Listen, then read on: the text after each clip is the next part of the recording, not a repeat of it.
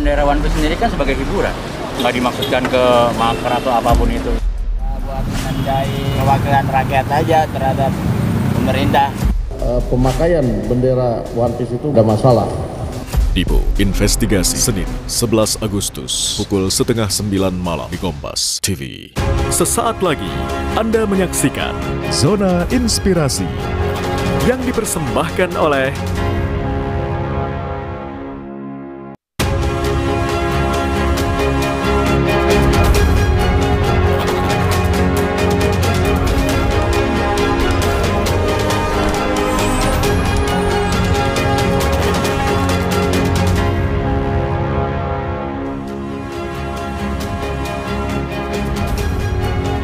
Saudara, Aceh Barat Daya terus melangkah menuju masa depan yang lebih maju dan sejahtera. Melalui visi Abdia Maju Masyarakat Sejahtera, berbagai program telah dirancang untuk menjawab kebutuhan nyata warga di segala sektor. Mulai dari penguatan nilai-nilai syariat Islam, peningkatan kualitas sumber daya manusia, pembangunan infrastruktur terintegrasi, hingga pengembangan ekonomi lokal yang berdaya saing. Lantas bagaimana seluruh misi ini diwujudkan dalam kebijakan dan program yang terasa hingga ke masyarakat? Kita akan membahasnya lebih dalam selama 30 menit ke depan bersama saya Amanda Haj di Zona Inspirasi.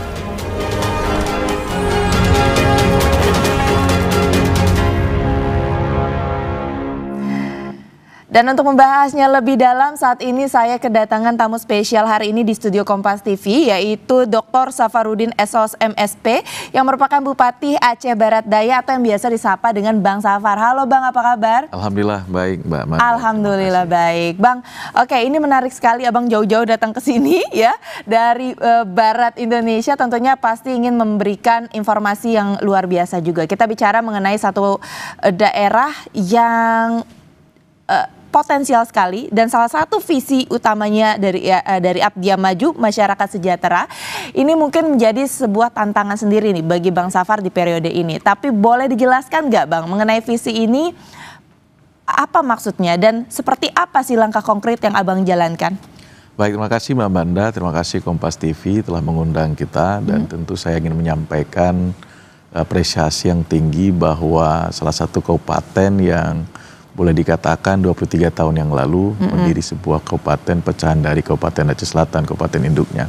Tentu kalau kita bicara bagaimana harapan menjawab tantangan yang kemarin pasca pilkada kita memenangkan pertarungan demokrasi itu, tentu rakyat Aceh Barat Daya menginginkan pemimpin yang dia pilih itu bisa membuat pergeseran dan perubahan ke arah yang lebih baik. Makanya tagline-nya arah baru, Abdia Maju mewujudkan Aceh Barat Daya yang sejahtera. Itu menjadi sebuah harapan dan mimpi yang kita wujudkan selama kepemimpinan baru ini insya Allah. Nah tentu harapan itu kita jawab dengan menggali seluruh potensi dan juga memulainya pada titik nol yang baik. Artinya juga tidak menanggalkan dan meninggalkan apa yang sudah dilakukan oleh pemimpin sebelumnya. Jika baik kita lanjutkan, kemudian kita kembali pada nilai master plan atau blueprint perencanaan yang baik untuk kebaikan Aceh Barat Daya. Oke, nah yang menarik lagi dari visi yaitu misinya yang Abang bawa sendiri nih untuk Abdia sendiri ada 8 misi besar, betul ya Bang ya? Nah, salah satunya adalah penguatan nilai-nilai syariat Islam dan juga yang tidak ketinggalan adalah peningkatan kualitas SDM Aceh Barat Daya atau Abdia ini.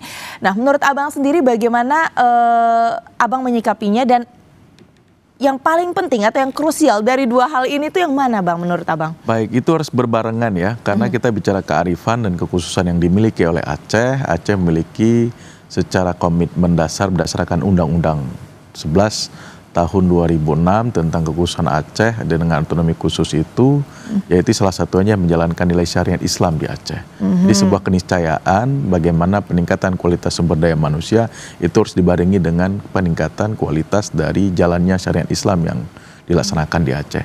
Jadi menurut saya itu harus berbarengan. Jadi sumber daya manusianya untuk kita tingkatkan itu lebih baik. Nomor satu, kemudian juga harus sejalan dengan makna dari komitmen kita menjalankan nasional Islam di Aceh. Oke. Jadi sama-sama harus berbarengan. Jadi menurut Bang Safar nih harus dua-duanya bareng beriringan, karena nggak bisa salah satunya nih ya Bang ya. Oke, nah salah satu lagi misi yang menjadi fokus adalah misi Carong.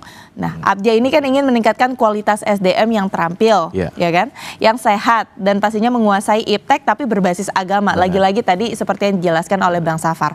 Nah, tapi langkah konkret apa yang dalam hal ini telah dilakukan oleh Pemkab Apdia sendiri, khususnya Bang Safar sebagai Bupati Apdia, untuk bisa meningkatkan SDM tersebut sesuai dengan goal dan target dari Bang Safar?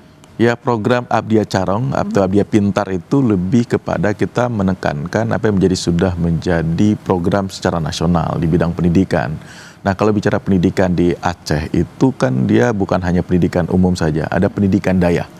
Jadi harus berbarengan, makanya ada salah satu program, ada pendidikan umum yang dilaksanakan dengan program nasionalnya, kurikulum kita tambah secara kekhususan dan keistimewaan kita miliki dengan memasukkan kurikulum Gure Tamong Sikula atau tengku-tengku atau para alim ulama itu masuk ke sekolah dengan kurikulum memberikan materi-materi tambahan untuk kegiatan-kegiatan di pendidikan umum itu sendiri. Oke, jadi kalau di Aceh sendiri ada tambahan kurikulum. Ya, itu yang menjadi program yang sedang saya rencanakan. Ini adalah salah satu program dari Abang sendiri yang memang dicanangkan. Dan itu saya atur melalui peraturan Bupati Kabupaten Aceh Berdaya. Oke, apakah ini sudah berlangsung atau? Ini peraturan bupatinya sudah mendapatkan hasil evaluasi dari gubernur.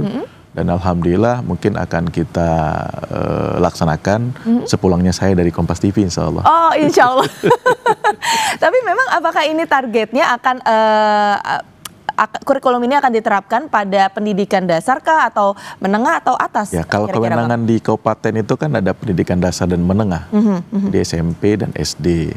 Nah, tapi juga kita mengilhami ini kepada teman-teman yang ada di SMA atau SMK. Di semua di kabupaten kota pendidikan umum itu harus berbasis kurikulumnya sama. Jadi untuk program Gure Tamong Sekolah salah satunya. Kemudian layanan lain adalah layanan di bidang kesehatan. Itu juga kita harapkan menghadirkan bagaimana para tenaga medis, dokter, perawat, bidan itu juga harus mengilhami bahwa nilai syariat Islam itu nomor satu yang mereka harus terapkan gitu. Oke, ini menarik ya. Jadi tidak hanya diterapkan pada murid-murid ya, tetapi juga kepada beberapa instansi mungkin yang terkait pada pelayanan masyarakat. Salah satunya adalah kesehatan. Nanti Bang kita akan bahas lebih dalam ya mengenai hal ini. Apa saja sebenarnya visi misi dan langkah konkret untuk meningkatkan salah satunya pendidikan dan juga kesehatan di Apdia. Tapi usai jeda saudara, jadi jangan kemana-mana, tetaplah bersama kami di Zona Inspirasi.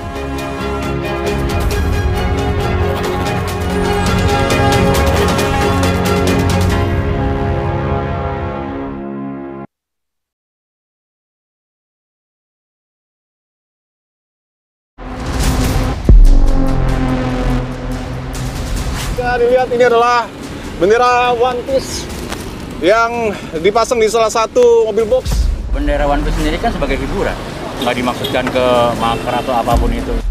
Buat menandai kewakilan rakyat aja terhadap pemerintah. Pemakaian bendera One Piece itu nggak masalah. Dipo Investigasi Senin 11 Agustus pukul 8:30 malam di Kompas TV.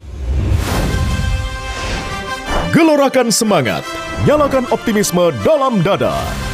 Istimewa di Hari Merdeka. Momen hikmat penaikan bendera pusaka. Ikuti dalam laporan khusus pengibaran Sang Saka Merah Putih. Minggu 17 Agustus pukul 8 pagi. Live di Kompas TV. Eredivisie, Rem de la Creme kompetisi sepak bola Belanda.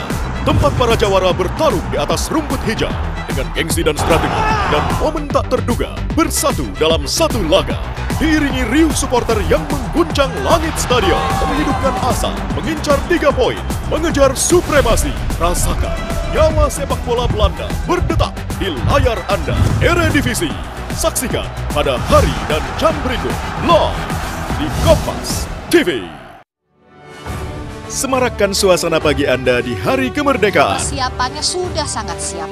Para peserta upacara, para petugas upacara sudah tiba. Dengan sejumlah informasi dari seluruh penjuru Nusantara seputar perayaan 17 Agustus. Pemerintah Kota Makassar memang mempusatkan pengibaran bendera. Sapa Indonesia Pagi spesial Hari Kemerdekaan Republik Indonesia. Minggu 17 Agustus pukul 7 pagi live di Kompas TV.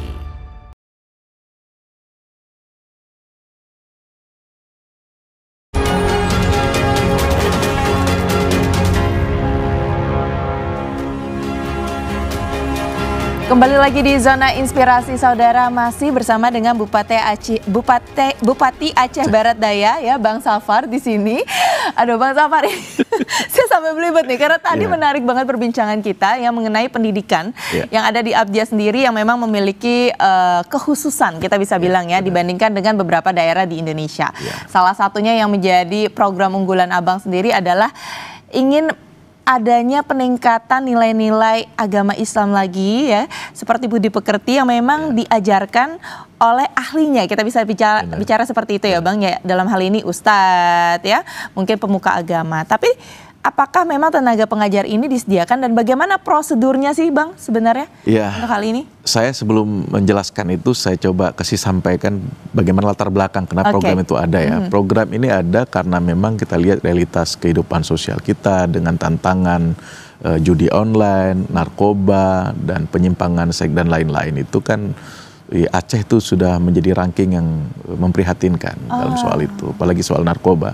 Jadi membentengi nilai sosial itu yaitu dengan cara di dunia pendidikan, walaupun sudah ada kurikulum yang secara nasional sudah membentuk mereka dalam proses kegiatan belajar mengajar, makanya kita tambahi dengan kegiatan para guru-guru ahli agama untuk memasukkan, untuk menyampaikan itu pesan-pesan moral, pesan-pesan bagaimana membentuk nilai akhlakul karimah bagi tenaga didik kita dan tenaga pendidiknya gitu. Nah itu yang menjadi latar belakang, dan kemudian kegiatannya ini kita rencanakan melalui peraturan bupati itu para guru-gurunya diseleksi oleh salah satu dinas yang memang membawahi itu dinas pendidikan Daya. Yang itu kan berbeda dengan dinas yang ada di kabupaten kota se-Indonesia kecuali di Aceh. Itu punya dinas Daya itu sendiri. Oke, jadi memang diseleksi juga baik pemerintah kabupaten dalam hal ini di bidang pendidikan ya. Dan pastinya latar belakang atau motivasi Abang sendiri agar ini menjadi salah satu program utama ya karena melihat kondisi saat ini ya. Khususnya mungkin generasi muda yang ada di Aceh yang kita perlu was-was sendiri, ini akan menjadi semakin buruk kalau tidak diatasi. Begitu ya Bang ya? Ya, salah satu harapannya paling tidak kalaupun tidak menjaga keseluruhan tapi tidak menjaga diri kita, keluarga kita dan sanak famili untuk tidak terkena dengan imbas dari keadaan sosial tersebut gitu. Oke, setuju. Nah, masih berbicara mengenai pendidikan nih Bang, yang memang menjadi salah satu misi utama dari Abang Safar sendiri, terdapat komitmen untuk meningkatkan mutu pendidikan di Aceh. Nah, bicara mengenai mutu pendidikan, rasanya kita nggak bisa bicara mengenai teoritis aja nih ya, secara teori. Karena pada akhirnya, bagaimana sebenarnya Abang sendiri untuk memastikan pendidikan di Abdia ini tidak hanya fokus pada akademis, tidak hanya fokus pada teori, tapi juga bisa membentuk SDM unggul yang siap untuk terjun ke lapangan kerja nanti. Ya, kalau dulu intervensi pemerintah itu kan lebih banyak kepada pembangunan fisik, ya, infrastruktur sekolah, rehab dan renovasi sekolah gitu kan. Tapi saya lebih mengedepankan bahwa ya fisik sekolah di Abdia itu ya nggak memprihatinkan juga gitu. Walaupun memang ada banyak sekolah juga di Abdia itu yang membutuhkan renovasi dan juga revitalisasi gedung-gedungnya dan infrastruktur mobilernya dan lain-lain. Tapi lebih dengan yang lain kalau kita bicara tentang sumber daya manusia, bukan bicara infrastruktur tapi bagaimana potensi dari tenaga didik itu dulu sebelum menciptakan anak didik berkualitas. Tentu menciptakan agar pendidik atau tenaga didik itu juga punya sumber daya yang berkualitas dan terampil. Nah itu yang kita membuat kajiannya agar mereka itu bisa belajar ke tempat-tempat lain untuk mengunjungi dan melihat apa sih kurikulum pendidikan yang bisa memberikan semangat dan motivasi bagi anak didiknya ke depan bisa lebih baik gitu. Saya pikir itu. Jadi Abang di sini tidak hanya ingin meningkatkan infrastruktur dalam arti bendanya saja, tapi SDM-nya yang jadi fasilitator begitu ya. Dan bukan hanya dikejar kepada anak didiknya, tapi ke tenaga didik, tenaga pendidiknya. Gitu. Nah, tapi ada program lain nggak sih untuk anak didiknya sendiri, Bang? Ya kalau anak didik itu kan jelas secara kurikulum nasional itu kan mereka sudah diajarkan dengan kurikulum yang sudah berbasis yang SD, SMP dengan SMA gitu kan. Nah, tinggal kita bicara tentang di Aceh ini kan kembali lagi bicara kearifan dan kekhususan yang kita miliki. Tentu kalau bicara kekhususan dan kearifan lokal di Aceh itu bagaimana mereka juga berdaya saing dengan sumber informasi secara teknologi yang sudah semakin pesat dan berkembang. Jadi mereka itu juga harus tidak boleh awam lagi mengenal teknologi. Itu salah satu daya saing mereka untuk menantang era bonus demografi ke depan di 2035. Dan dalam hal ini Pemkab Apdia sendiri siap untuk memfasilitasi tersebut ya? Oke. Nah, berbicara mengenai tadi kita bicara mengenai pendidikan. Saat ini salah satu fokus juga dari Pemkab dari Apdia sendiri adalah kesehatan dari masyarakat dan juga warga Apdia. Nah, bagaimana pelayanan kesehatan berkualitas ini yang bisa menjadi fokus Abang sendiri? Kira-kira strategi pemerintah sendiri untuk bisa memastikan fasilitas kesehatan ini menjangkau seluruh warga desa. Itu seperti apa, Bang? Iya, sekarang kita punya satu rumah sakit, satu-satunya rumah sakit yang ada di Apdia, Rumah Sakit Tengku Pekan. Dan kita dibantu dengan 5 puskesmas rawat inap dari 9 kecamatan yang kita miliki di sana. Tentu dalam bicara pelayanan dasar kesehatan ini itu sangat memprihatinkan kondisi, apalagi di rumah sakit itu hanya memiliki 113 unit kamar dengan volume pasien yang datang setiap harinya itu atau per bulannya itu membludak gitu. Dan memang kita juga tidak memiliki alat kesehatan yang mumpuni dan bisa memberikan bantuan. Makanya harapan saya ke depan di 2026, 2027 dengan perencanaan dan kita usulkan ke pemerintah pusat dengan kondisi hari ini itu bisa dapat bantuan. Dan alhamdulillah kemarin kita sudah ketemu dengan Pak Menteri Kesehatan, kata Pak Menteri menunggu impres tentang alat kesehatan, kemudian juga dengan infrastruktur untuk membantu rumah sakit yang ada di daerah-daerah untuk bisa mewujudkan mutu kualitas pelayanan kesehatan yang jauh lebih prima. Targetnya sendiri untuk Apdia? Tentunya sekarang kita menargetkan karena dengan kemampuan yang kita miliki ya Mbak ya. Rumah sakit kita itu alhamdulillahnya sekarang dalam proses pelayanan semakin lebih baik. Pertama saya mengedepankan nilai walaupun administrasinya itu agak ribet ya bagi masyarakat yang awam dengan administrasi. Sekarang makanya pemerintah daerah mengharapkan bagi tenaga administrasi di rumah sakit Tengku Pekan itu lebih memberikan perhatian utama bagi mereka. Itu misalnya ketika di IGD itu pengurusannya itu dibantu dulu pasiennya, baru administrasinya belakangan yang dibantu. Kebanyakan kan menunggu kartu BPJS-nya, menunggu ini karena itu ribet gitu. Jadi masyarakat itu kan sulit mendapatkan pertolongan di awal.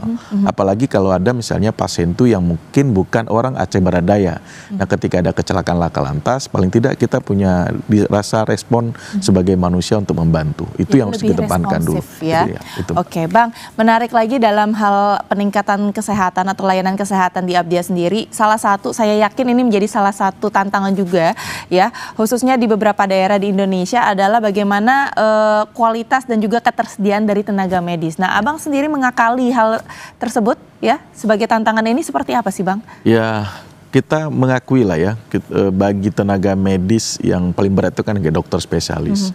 Nah, dokter spesialis ini kan ya mereka juga harus dibantu, dibarengi dengan peralatan yang lengkap, ya sehingga mereka bisa punya fokus untuk memberikan pelayanan.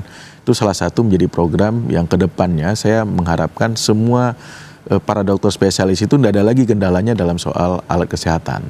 Jadi mereka bilang bahwa kami nggak bisa membantu pelayanan karena alat kesehatan nggak dimiliki oleh rumah sakit ini gitu. Nah, ke depan itu yang kita harus tuntaskan. Kemudian yang kedua, kita juga mengharapkan infrastruktur. Jadi seperti layanan paling dasar lah ya, rumah sakit itu kan kamar-kamarnya itu kan harus memadai. Jadi kan sekarang sudah ada kan persentase berapa jumlah pasien yang hadir, kamar itu berapa. Nah itu kan sekarang impres dengan dikeluarkan nanti oleh Pak Prabowo, insya Allah mungkin akan bisa memberikan pelayanan yang prima itu sendiri. Oke, amin. Kita mengharapkan itu semua ya, pastinya mudah-mudahan. Ya. Oke, Bang Safar, nih masih banyak sekali pertanyaan yang ingin saya tanyakan, tapi lagi-lagi kita harus jeda dulu sejenak ya Bang. Dan saudara jangan kemana-mana, tetaplah bersama kami di Zona Inspirasi.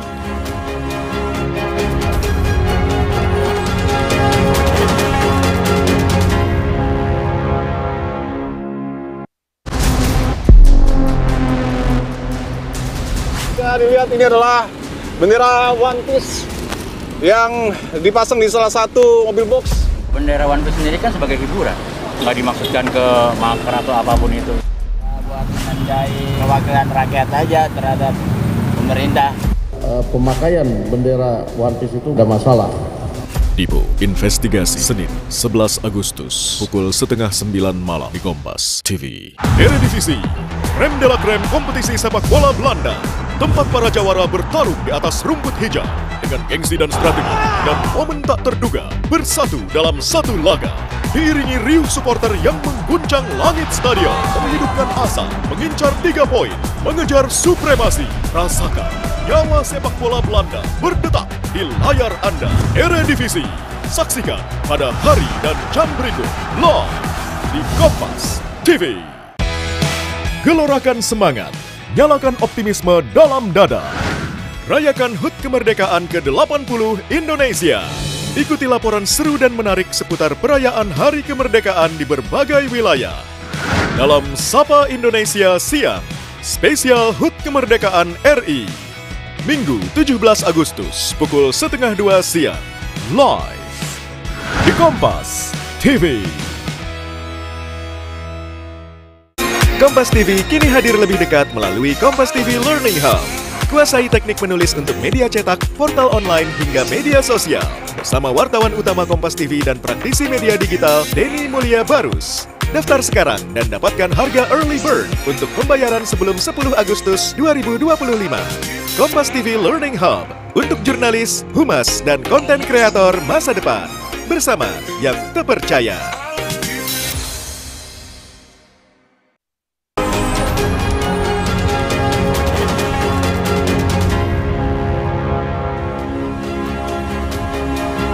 Masih di zona inspirasi bersama Bupati Aceh Barat Daya Bapak Safarudin atau yang biasa dipanggil dengan Bang Safar ya Bang.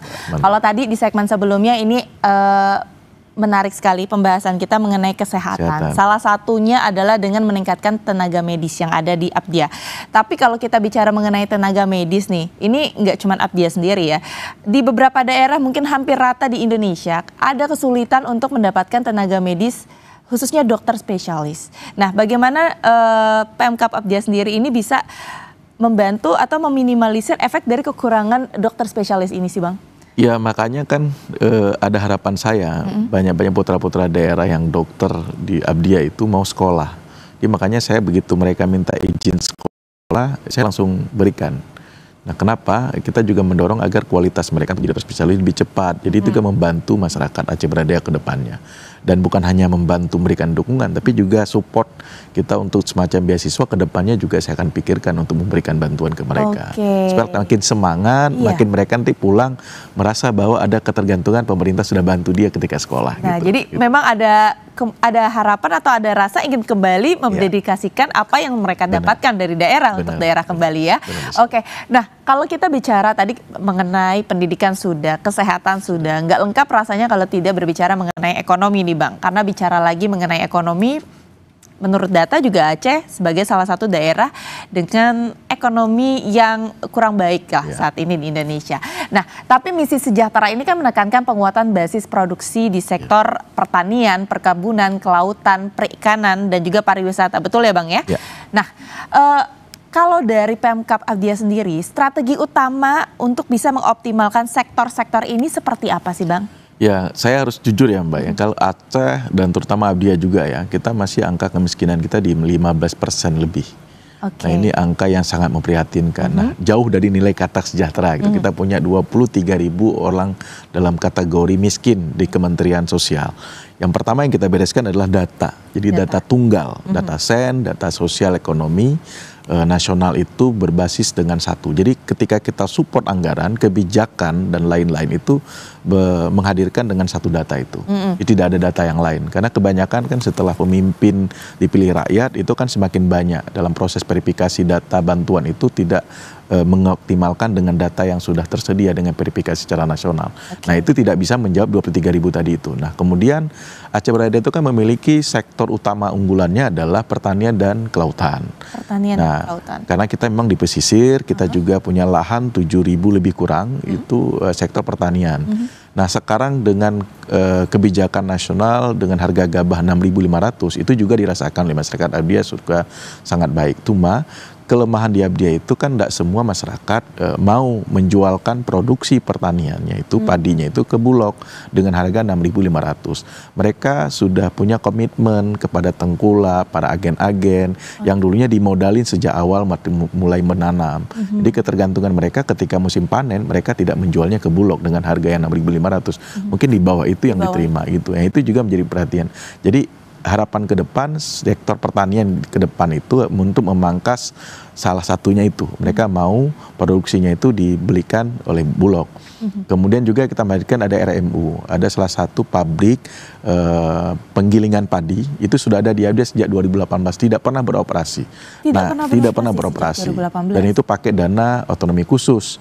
Nah, ini yang sedang kita operasikan dan alhamdulillah nanti ada badan usaha milik daerah mengoperasikan RMU itu. Kemudian kita mengharapkan Alsintan yang berkualitas bisa membantu dan memangkas pihak swasta. Ya, ini juga salah satu yang dibutuhkan oleh masyarakat. Tentu yang terakhir tentu pupuk dan bibit yang terbaik agar kualitas panen mereka itu bisa dirasakan dalam produktivitas yang maksimal gitu. Kalau di bidang kelautan seperti Kalau kelautan alhamdulillahnya kan tahun ini kita mendapatkan program nasional Kampung Nelayan Merah Putih. Salah satu dari 3 posisi penting pelabuhan kita di sana mendapatkan kampung nelayan itu. Nah, harapan ke depan kampung nelayan ini kan secara sustainable, secara kontinuitas kita akan lakukan kebijakan dengan pemerintah daerah, dengan ada Koperasi Merah Putih juga nanti menghidupkan suasana di pertumbuhan ekonomi di sektor para nelayan di Gampung Lok Pauh di kecamatan salah satu kecamatan di Mangging. Nah, kemudian nantinya ada pelabuhan Surin dan Pelabuhan Susoh PPI itu kewenangannya memang ke provinsi. Hari ini kita juga mengharapkan pihak provinsi untuk bisa dan tidak mengabaikan kebijakan mereka di sektor sisi kelautan itu, karena potensi ikan, potensi bahari dan potensi lain bagi nelayan di masyarakat Abdia itu sangat luar biasa. Nah, dan itu yang menjadi harapan besar. Kita juga akan mendorong pelabuhan yang ada di Padang Baru Susoh atau di Pulau Kau dengan muara Pulau Kayunya bisa menghidupkan dan bisa memberikan arti kehidupan bagi masyarakat nelayan yang ada di sana. Gitu. Jadi memang 2 potensial sekali ya sumber daya alam yang luar biasa yang ada di Abdia sendiri. Itu prioritas, Mbak. Itu prioritasnya ya. Tapi bicara mengenai kelautan, yang saya tahu Abdia sendiri memiliki laut yang luar biasa indah loh, Bang. Betul ya? Wisata baharinya. Wisata bahari. Nah, bagaimana Abang bisa meningkatkan sektor dari wisata ini, Bang? Apa target atau mungkin langkah yang ingin diambil agar bisa wisata bahari ini bisa maju dan dirasakan manfaatnya oleh warga Abdia? Ya, kalau bicara pariwisata memang di Abdia itu kita memiliki wisata bahari dan wisata cerace. Jadi cerace. Nanti Mbak Manda dengan teman-teman Kompas bisa lihat healing-healing lah di sana gitu ya.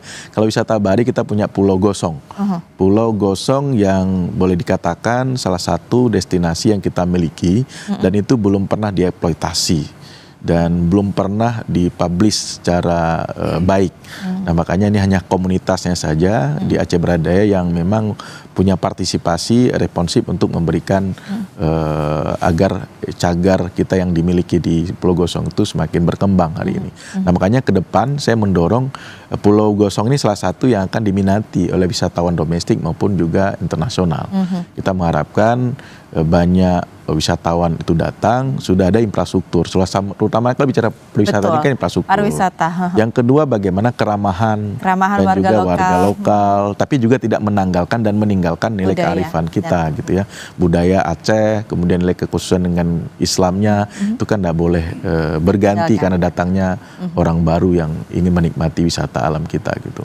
Menarik sekali ya. Nah, kalau bicara lagi mengenai perekonomian dari warga Abdia sendiri kan kita bisa lihat bahwa sangat bergantung pada sektor primer ya, Bang. Betul ya, Bang ya.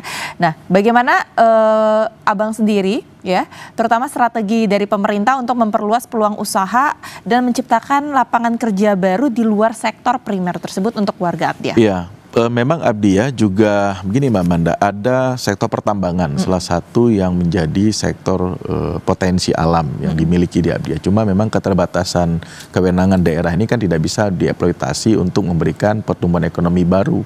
Karena kan kewenangannya di provinsi dan juga di Kementerian SDM sekarang gitu. Nah, yang harapan besarnya kita adalah bagaimana produk-produk lokal, para pelaku UMKM itu mendapatkan tempat. Nah, mungkin retail, swalayan, rakyat yang ada di Aceh Beradaya, baik nasional maupun lokal, itu bisa mampu berdaya saing untuk memberikan produk-produk UMKM itu berkembang. Ada tempat dan naik kelas lah ibaratnya. Jadi itu salah satu yang kita dorong, nanti akan kita bina para UMKM itu. Sekarang ada 75 yang kita bina dan alhamdulillah itu sudah masuk ke retail-retail nasional. Salah satunya saya mau sampaikan yang baru saya launching kemarin. Jadi peningkatan UMKM sendiri ya, untuk itu skalanya jadi lebih nasional dan internasional. Begitu ya Bang ya. Baik Bang Safar, terima kasih ya informasinya, bincang bincangnya luar biasa, masih banyak pertanyaan, tapi sayangnya waktu kita terbatas, sudah 30 menit kebersamaan Tanpa ini terasa. ya. Sehat selalu dan sukses selalu pastinya ya. Terima kasih. Oke, Saudara, pemerintah Aceh Barat Daya terus melangkah untuk mewujudkan Abdia Maju, masyarakat sejahtera. Misi-misi yang tercantum bukan hanya menjadi janji di atas kertas, tapi menjadi arah kerja yang nyata di lapangan agar setiap warga merasakan manfaatnya secara langsung. Saya Amanda Haj pamit undur diri, sampai jumpa di Zona Inspirasi berikutnya.